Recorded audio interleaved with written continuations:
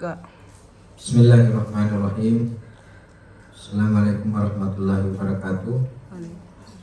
Alhamdulillahirabbil alamin wassalatu wassalamu ala asyrafil anbiya'i wal mursalin sayyidina Muhammadin wa ala alihi wa ashabihi ajmain. Alhamdulillah, pada malam ini, malam tanggal 1 Muharram 1446 Hijriah, hari kita sama-sama memulai pengajian kita, yaitu dengan pengajian kitab Fathul Mu'in. Kitab Fathul Mu'in yang ditulis atau yang disusun oleh Zainuddin bin Abdul Aziz Al-Malibari Al-Fannani. Jadi sebelum kita berlanjut, mari sama-sama kita membaca surah Al-Fatihah untuk penyusun kitab atau muta'alib Fathul Mu'in, dan untuk keberkahan pengajian kita dan untuk kita semua. Ila hadrat Nabi Mustafa Sayyidina Muhammad sallallahu alaihi wasallam wa ila hadrati arwah Zainuddin bin Abdul Aziz Al-Malibari Al-Fannani wa ila hadrati ruhina wa jasadina ajma'in. Al-Fatihah. Bismillahirrahmanirrahim. Alhamdulillahirabbil alamin. Ar-Rahmanir Rahim. Maliki yaumiddin. Iyyaka na'budu wa iyyaka nasta'in. Ihdinas siratal mustaqim. Siratal ladzina an'amta 'alaihim ghairil maghdubi 'alaihim waladdallin. Amin. Jadi kitab Fathul Mu'in ini ditulis oleh Zainuddin bin Abdul Aziz Al-Malibari Al-Fannani.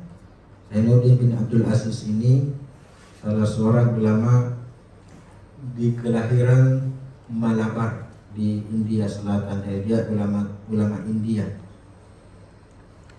dan sampai sekarang peneliti atau penulis masih berbeda pendapat tentang tahun kelahiran dan tahun wafatnya. Ada yang mengatakan Zainuddin bin Abdul Aziz Al-Malibari Al-Fannani ini meninggal atau wafat sekitar tahun 980-an Hijriah. 980 Hijriah atau sekitar tahun 1555 Masehi. Jadi pada tahun 1555 Masehi itu kita di Sulawesi Selatan ini belum menerima Islam sebagai agama resmi di kerajaan Goa dan maupun kerajaan Bode maupun kerajaan Luwu. Pada masa itu tahun 1556 yang berkuasa di kerajaan Goa itu masih Karai Tumuparis Kakanlona, belum bergelar sultan. Karena nanti pada tahun 1600-an baru datang 3 ulama dari Melayu, dari tanah Melayu, dari yaitu Datuk Ribantan, Datuk Tiro dan Datuk Fatimah, yang kemudian dijadikan sebagai awal dari masuknya agama Islam secara resmi di Sulawesi Selatan.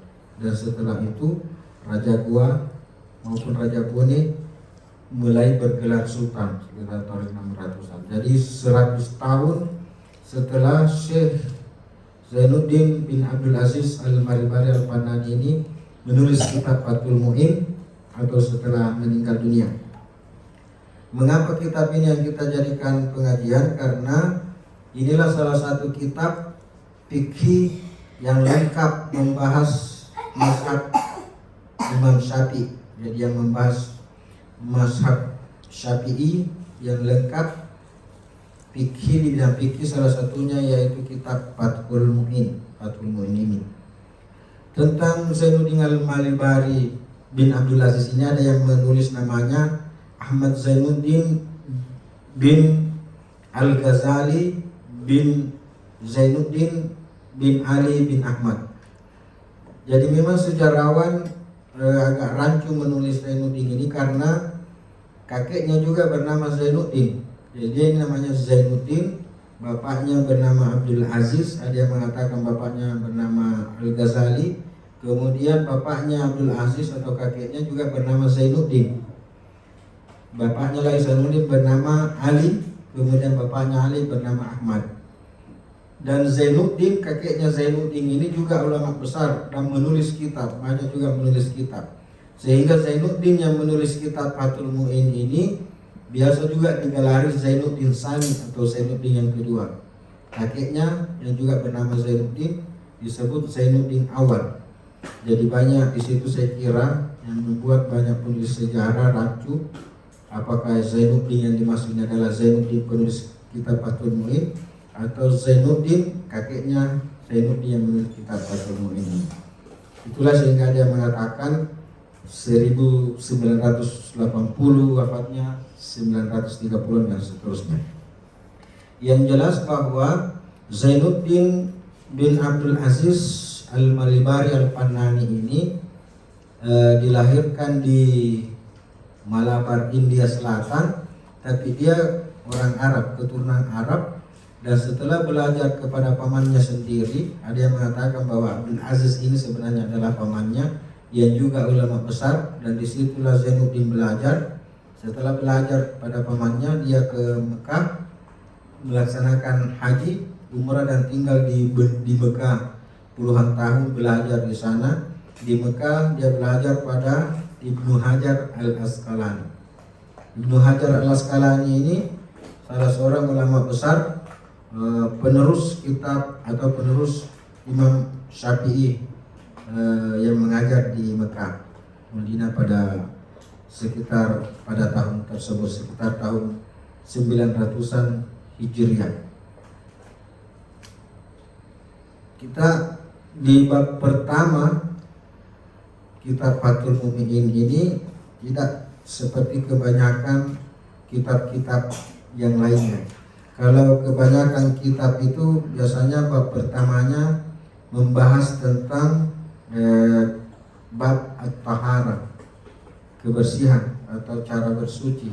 Kalau di Fathul Mu'in ini bab pertamanya yaitu membahas tentang babus salat, bab tentang salat.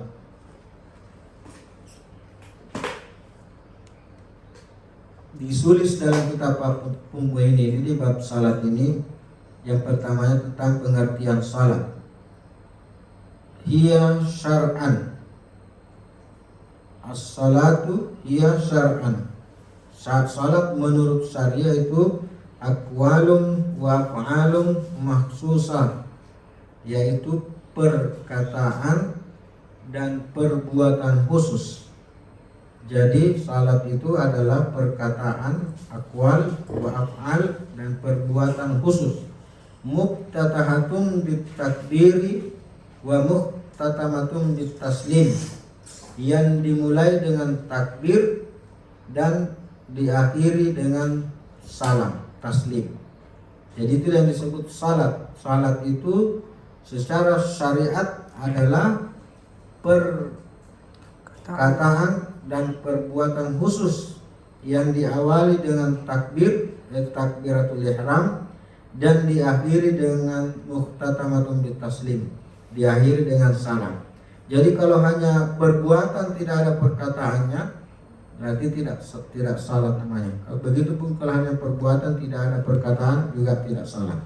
Makanya ada ulama mengatakan kalau kita salat, semua yang kita baca harus minimal didengar oleh telinga kita sendiri.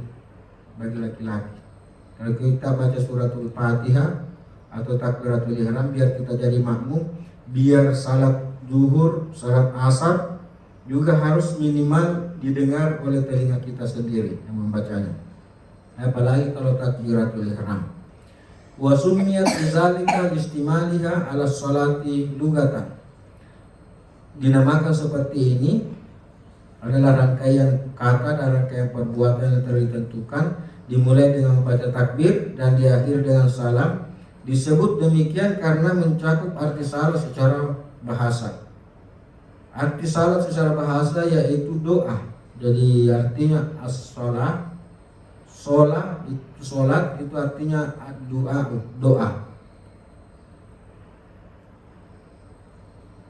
Wal mafrudatul ainiyah, dan salat itu hukumnya fardu ain. Fardu ain Kalau di dalam agama kita ada dua fardu, ada namanya fardu kifayah, ada namanya fardu ain. Fardu ain itu wajib dilaksanakan oleh setiap individu, seperti salat ini fardu ain. Ada namanya fardu kifayah. Kalau fardu kifayah hanya bisa dilaksanakan oleh beberapa orang. Kalau sudah dilaksanakan oleh beberapa orang, maka orang lain gugur kewajibannya, seperti salat jenazah, memandikan jenazah atau mengurus jenazah, itu namanya fardu kifayah.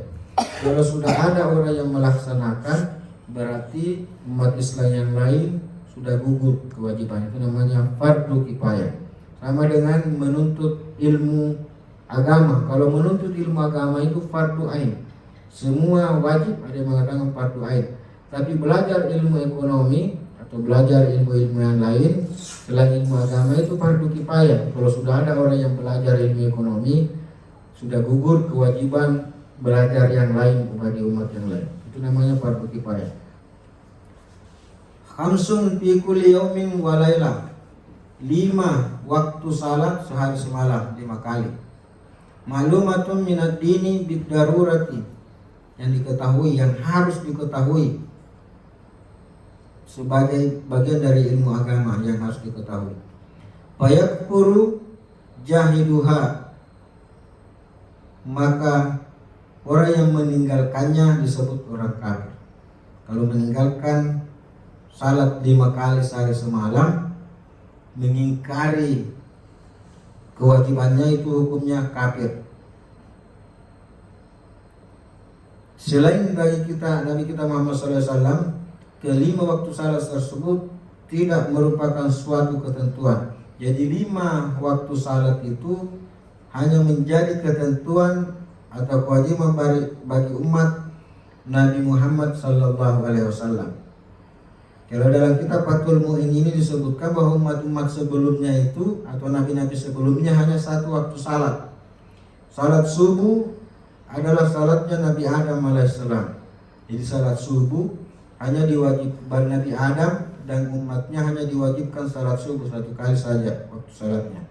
Kemudian salat duhur itu untuk Nabi Daud alaihissalam. Jadi salat duhur hanya diwajibkan Nabi Daud dan umatnya, hanya diwajibkan 1 kali salat sehari semalam, yaitu salat duhur. Kemudian Nabi Sulaiman salat asar. Nabi Sulaiman dan umatnya hanya diwajibkan 1 kali salat sehari semalam, yaitu salat asar. Kemudian salat maghrib untuk Nabi Yakub dan umatnya. Nabi Yakub hanya diwajibkan salat 1 kali sehari semalam, yaitu hanya salat maghrib. Dan salat isya merupakan salat untuk Nabi Yunus dan umatnya. Dan Nabi Yunus hanya diwajibkan salat 1 kali sehari semalam, yaitu hanya salat isya. Itu disebutkan dalam buku kitab Fathul Mu'in. Sedangkan Nabi Muhammad SAW dan umatnya itu merangkum semua 5 waktu salat umat nabi-nabi sebelumnya itu. Makanya umat Nabi Muhammad, salah satu keistimewaannya, karena semua salat yang diwajibkan oleh Nabi dan umat sebelumnya itu dilaksanakan oleh Nabi Muhammad dan umatnya, sehingga menjadi 5 kali dalam sehari semalam. Wa furidat lailatul Isra'i ba'dan nubuwah bi asyri sinin wa salasati ashhur. Di lailatul sab'i wa isyrina min Rajab wa lam tajib subhu yaumatil. Jadi salat ini diperdukan atau diwajibkan kepada Nabi Muhammad dan umatnya pada malam Isra, 10 tahun 3 bulan sesudah kenabian. Jadi setelah 10 tahun 3 bulan Nabi Muhammad SAW diangkat menjadi nabi, baru diperintahkan untuk salat. Salat diperintahkan atau diwajibkan pada Nabi Muhammad pada malam 27 Rajab atau pada malam Isra dan Mi'raj. Pada malam itu salat subuh belum diwajibkan, karena malam itu belum diketahui tata cara salat subuh. Karena Nabi melaksanakan Isra Mi'raj itu setelah salat Isya dari Masjidil Haram ke Masjidil Aqsa, kemudian naik ke Sidratul Muntaha dan kembali menjelang salat subuh. Jadi menurut dalam kitab Fathul Mu'in ini, pada malam tanggal 27 Rajab salat subuh belum diwajibkan. Salat 5 waktu diwajibkan setelah lahir dan batin Nabi Muhammad SAW dibersihkan dari sifat-sifat yang kotor oleh malaikat Jibril dengan menggunakan air Zam-Zam.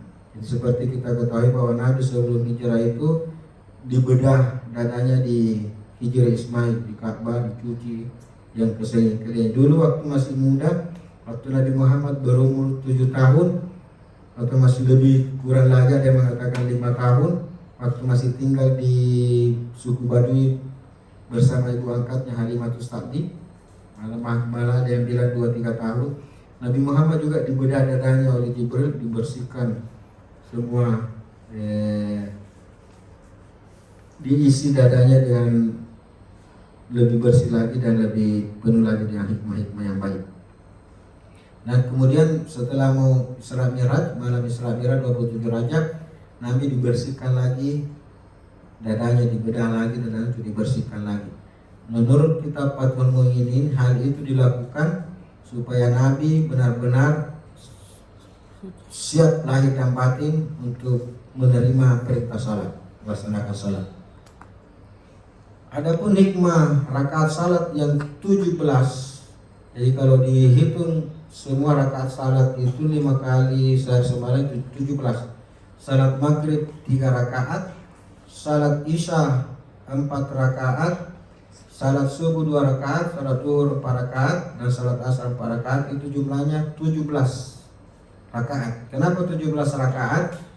Menurut Zainuddin bin Abdul Aziz Al-Malibari Al-Fanani ini, karena rata-rata waktu bangun rata-rata 17 jam, dengan rincian siang 12 jam dan malam hari 5 jam. Jadi 12 jam kita tidak tidur siang hari, dan rata-rata di malam hari itu kita tidak tidur 5 jam, jadi 17 jam.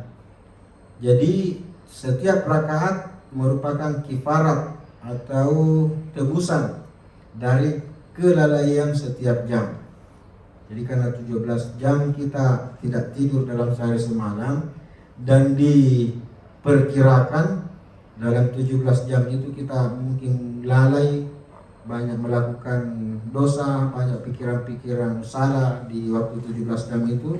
Karena kalau kita tidak tidur, otomatis kita akan beraktivitas, apakah kita berpikir, apakah kita berkata-kata, atau kita melakukan perbuatan. Nah, di antara perbuatan, pikiran, dan perkataan kita itu bisa jadi ada yang salah, ada yang tidak baik.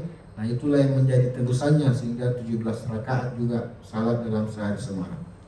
Itu sekali lagi menurut kitab di dalam kitab Fathul Mu'in. Wa inna ma tajibul maktubatu ay as-salawatul khamsu ala kulli muslimin mukallafin ay balighin aqilin zakirin aw ghairihi. Salat yang diperlukan ada 5, wajib dikerjakan oleh setiap muslim yang mukallaf, balik, berakal, laki-laki atau yang lainnya, kalau laki-laki atau perempuan atau waria dan sebagainya, yang suci, tahir. Jadi syarat untuk melaksanakan salat yaitu yang pertama muslim, yang kedua sudah mukallaf. Yang sudah mukallaf itu sudah menerima beban perintah.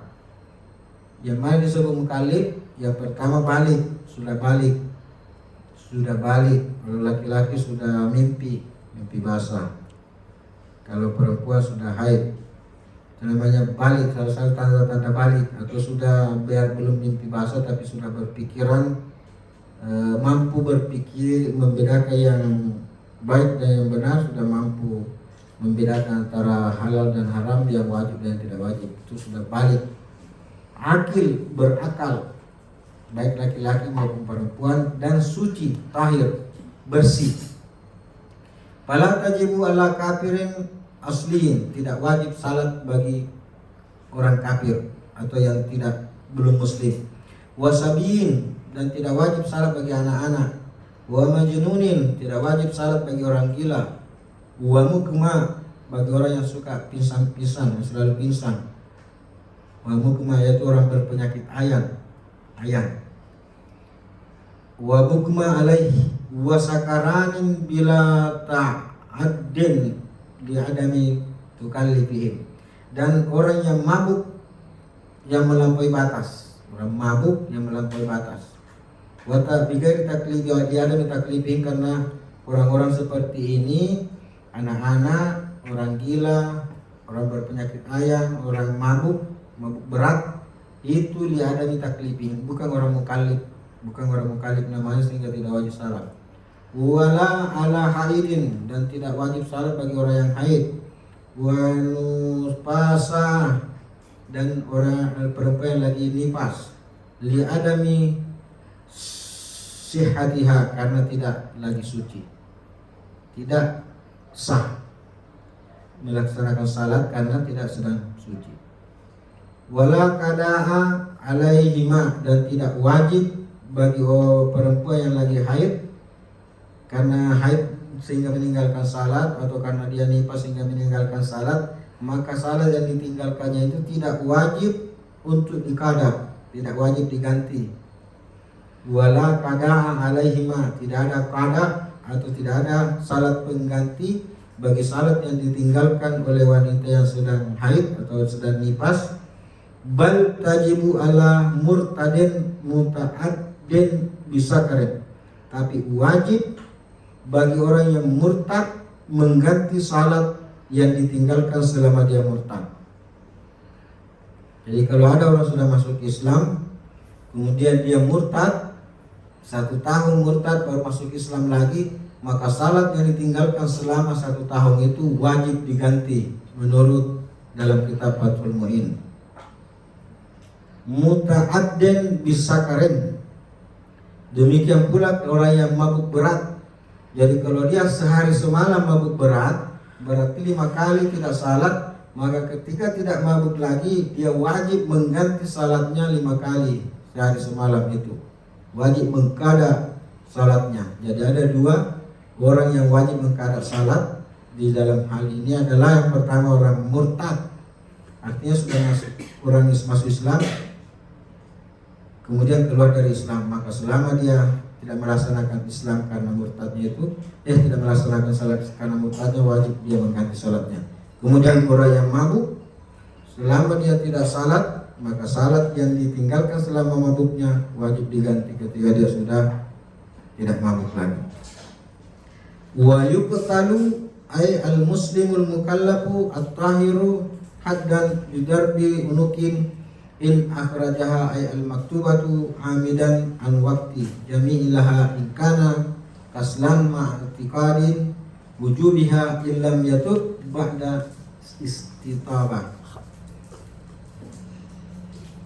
Orang muslim mukallaf yang suci kalau meninggalkan salat fardu dengan sengaja dari waktu jamaknya, jadi masih ditolerir meninggalkan salat karena mungkin sibuk atau karena lupa, yaitu waktu jamak.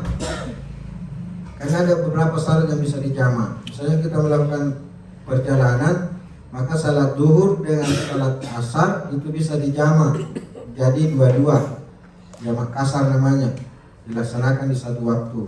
Kemudian antara salat maghrib dan salat isya bisa dijamak, dan tidak bisa dijamak hanya salat subuh. Jadi masih bisa ditolerir menurut dalam kitab ini kalau misalnya meninggalkan salat, waktu salat yang bisa dijamak, misalnya salat subuh, salat duhur dan salat asar. Kita lupa salat duhur, nanti diingat salat duhur pada waktu salat asar, maka pada saat waktu salat asar kita wajib menjamak dengan salat zuhur. Kemudian begitu pula kalau nanti masuk salat maghrib, salat isya baru diingat belum salat maghrib, maka pada saat salat isya wajib dijamak dengan salat maghrib.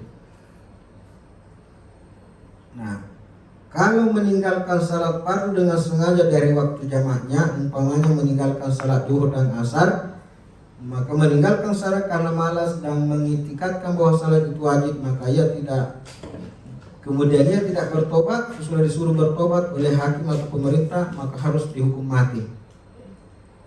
Jadi kalau orang meninggalkan salat, 2 waktu salat kemudian ketahuan oleh pemerintah Islam atau oleh hakim atau kadi, dikasih tahu kau belum salat asar, belum salat duhur, bertobat. Kalau dia tidak mau bertobat dan dia tidak bilang saya tidak wajib untuk salat pada dia sudah mukallaf, maka pemerintah bisa menjatuhkan hukuman mati pada dia, dipancung lehernya, saking bahayanya itu meninggalkan salat.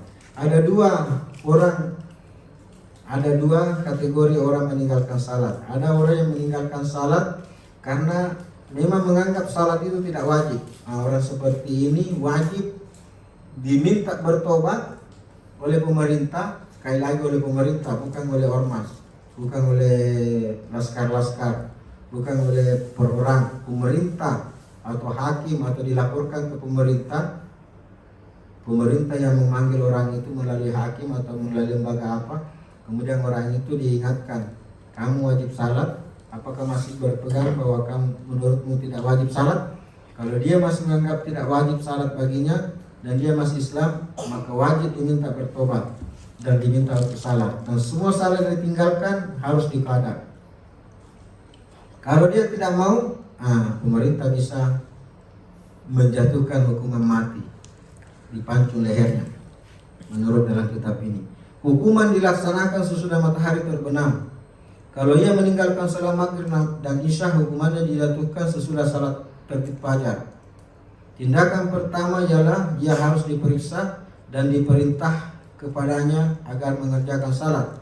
Kalau ia tidak mau mengerjakan salat sampai lewat waktu jamak, yaitu 2 waktu salat, barulah hukuman tersebut dijatuhkan kepadanya. Jadi tidak langsung dibunuh atau dihukum pancung begitu saja tanpa proses oleh hakim Islam terlebih dahulu. Kenapa harus seperti ini? Karena ada hadis Rasulullah SAW, umirtu an uqatilan nas hatta yashhadu an la ilaha illallah wa anna muhammadar rasulullah wa yuqimus shalah wa yu'tuz zakah fa idza fa'alu dzalika asimu minni dima'uhum wa amwaluhum illa bihaqqil islami wa hisabuhum 'ala Allah. Rawahu Sahihah. Ada hadis Rasulullah SAW yang mengatakan, umirtu an uqatilan nas, aku mendapat perintah memerangi manusia sehingga mereka mau membaca 2 kalimat syahadat, mengerjakan salat dan mengeluarkan zakat. Kalau mereka mengerjakan perintah itu, maka darah dan harta mereka berhak dipelihara atau dilindungi dari hukuman, kecuali karena hak Islam, dan hisaban mereka terserah kepada Allah Subhanahu wa taala. Rawahu Sahihah. Jadi kalau ada hadis disebutkan rawahu Sahihani, berarti yang diriwayatkan itu adalah Imam Bukhari dan Muslim. Berarti hadis ini diriwayatkan oleh Imam Bukhari dan Muslim, sehingga pengarang kitab Fathul Mu'in menyebutnya rawahu Sahihani. Itulah sehingga pada masa Khalifah Abu Bakar memerangi orang yang tidak mau membayar zakat. Jadi ada kelompok-kelompok umat Islam setelah Rasulullah Muhammad SAW meninggal wafat, ada orang yang tidak mau membayar zakat. Maka Abu Bakar mengingatkan mereka untuk membayar zakat. Ketika mereka masih enggan membayar zakat, Abu Bakar membentuk pasukan, dan itulah perang pertama yang dilakukan oleh Abu Bakar, yaitu memerangi orang yang tidak mau membayar zakat. Karena memang pemerintah atau pemimpin negara wajib mengingatkan orang yang tidak salat dan tidak membayar zakat untuk bertobat dan kembali melaksanakan salat dan mengeluarkan zakat. Kalau mereka termasuk orang yang sudah sampai ke tahap atau taraf wajib untuk melaksanakan zakat. Wa 'alan nadbi al-istitaba la yatmanu man qatalahu qabla taubati lakinnahu ya'tamu wa yuqtalu kufran in tarakaha jahidan wujubaha wala yughsal wala yusalla alaih. Hukum memerintahkan seseorang bertobat itu sunnah. Jadi sebelum disunnatkan atau sunnat hukumnya mengingatkan orang yang tidak salat untuk bertobat dan kembali melaksanakan salat. Namun menurut pendapat lain, wajib bagi hakim. Jadi ada dua pendapat. Misalnya ada teman kita tidak sholat, maka karena kita ini bukan hakim, maka kita hanya disunatkan untuk mengingatkan teman kita itu bahwa salat, karena salat itulah wajib. Tapi bagi seorang hakim atau qadhi dulu di masa pemerintahan Islam, dulu waktu kerajaan Goa, kerajaan Bone dan kerajaan Luwu sudah menerima Islam secara resmi sebagai agama resmi kerajaan, maka di kerajaan-kerajaan ini ada namanya qadhi atau hakim. Maka hakim itu wajib hukumnya bagi para qadhi, bagi para hakim itu mengingatkan orang yang tidak salat, memerintahkan orang yang tidak salat untuk bertobat dan kembali melaksanakan salat. Menurut dalam kitab ini, orang yang memancungnya sebelum tobat tidak dimintai bertanggungjawab, melainkan pemancung itu berdosa karena menghakim sendiri. Sedangkan yang berwenang menetapkan hukum dan menindaknya adalah pemerintah. Jadi tidak boleh orang per orang melakukan tindakan terhadap orang yang tidak salat. Jangan sampai karena kita menganggap bahwa orang ini tidak salat, kemudian kita mengingatkan dia tetap mau tidak salat, kemudian kita yang bertindak sendiri. Tidak boleh. Yang harus melakukan tindakan adalah pemerintah atau hukum atau hakim, bukan lembaga ormas, bukan laskar-laskar. Ormas, lembaga atau laskar-laskar itu hanya sifatnya sunnah, disunatkan untuk mengingatkan, tapi yang diwajibkan untuk mengingatkan mereka adalah pemerintah.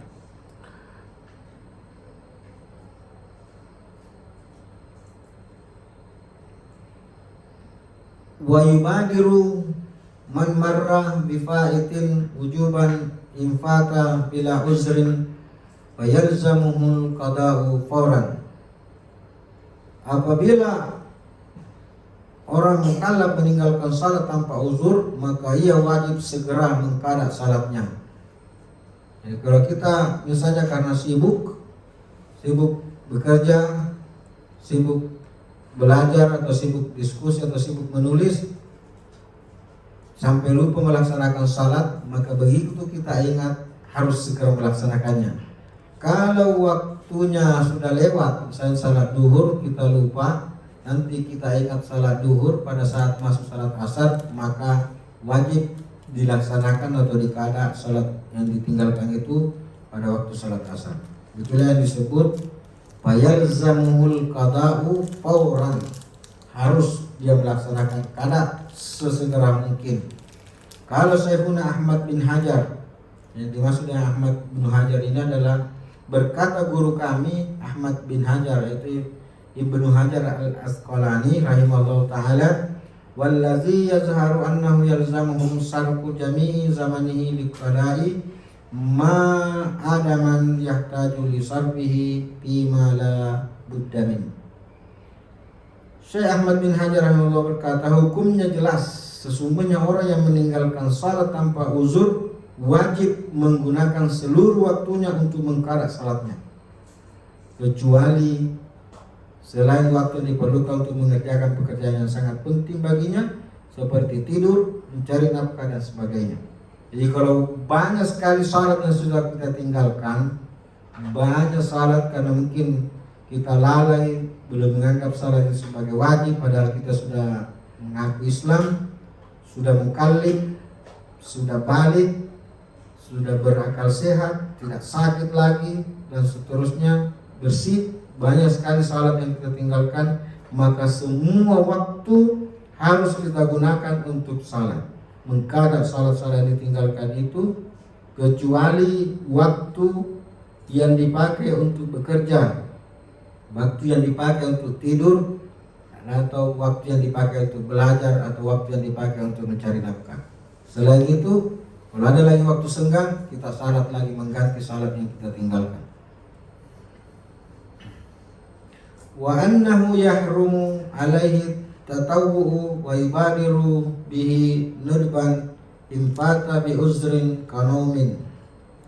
Haram bagi orang itu mengenal salat sunnah sebab qada lebih penting daripada salat sunnah.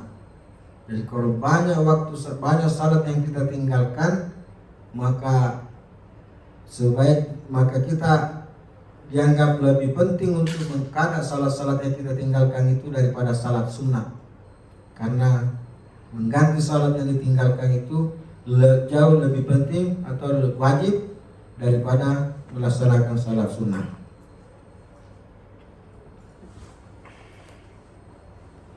Karena menyegerakan mengqada salat yang tertinggal karena uzur hukumnya sunnah. Misalnya karena tidur yang tidak sengaja, demikian pula karena lupa. Jadi kalau kita ketiduran, misalnya sudah terbit matahari baru terbangun ketiduran, maka ketika kita bangun kita harus segera melaksanakan salat subuh. Tidak perlu salat sunnah dulu. Yang biasa tapi yang dicontohkan oleh Nabi pernah terlambat salat subuh karena ketiduran. Nabi salat subuh dulu baru dia mengqada salat sunatnya. Jadi kalau kita misalnya terdesak terbangun, kita bangun salat subuh kita terbangun pada saat imam sudah takbiratul ihram di masjid. Kalau rumah kita dekat dengan masjid, kita mendengar suara imam sudah takbir, maka tidak perlu kita salat sunat. Kita harus segera ke masjid untuk salat berjamaah, terus melaksanakan salat subuh bersama di masjid. Kalau sudah selesai salat subuh, kita bisa melaksanakan salat sunat, mengqada salat sunat kita. Itu yang biasa dicontohkan oleh Nabi Muhammad SAW.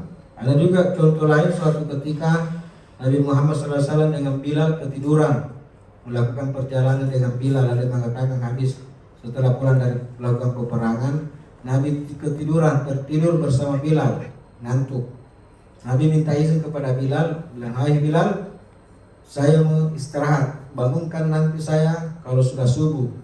Bilal mempersilahkan, silakan Rasulullah tidur, nanti saya bangunkan. Ternyata Bilal juga tertidur dan mereka ketiduran semua. Nanti matahari terbit baru terbangun. Nabi bangun duluan baru Bilal. Padahal Bilal tadi yang berjanji untuk membangunkan Nabi salat subuh. Ternyata Bilal juga ketiduran. Jadi Nabi bangun duluan baru kasih bangun Bilal. Begitu bangun, Bilal minta maaf karena ketiduran, tidak bisa membangunkan Nabi. Apa yang dilakukan Nabi?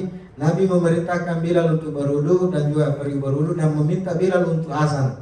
Jadi Bilal langsung azan subuh, padahal sudah tinggi matahari baru terbangun. Azan dan kemudian mereka salat subuh bersama karena ketiduran itu. Jadi ada juga yang dicontohkan Nabi seperti itu, kalau terlambat bangun bisa juga langsung azan dulu baru salat subuh. Saya kira demikian pengajian perdana kita pada malam tanggal 1 Muharram 1446 Hijriah ini. Nanti di pengajian berikutnya kita akan membahas sesuai dengan yang dibahas dalam buku ini, Fathul Muin, yaitu cara mengerjakan qada salat, bagaimana kita mengqada salat. Nanti juga di pembahasan berikutnya akan dibahas cara-cara bersuci, bagaimana caranya kita berwudu yang benar, bagaimana caranya kita mandi wajib, mandi suci, dan air seperti apa yang bisa dipakai untuk berwudu, yang bisa dipakai untuk mandi. Mudah-mudahan pengajian kita ini mendapat berkah dari kita semua dan ilmu yang diberikan oleh ulama-ulama kita menjadi berkah bagi kita semua. Billahi taufiq wal hidayah, minallahil musta'an wal istiqlal. Assalamualaikum warahmatullahi wabarakatuh.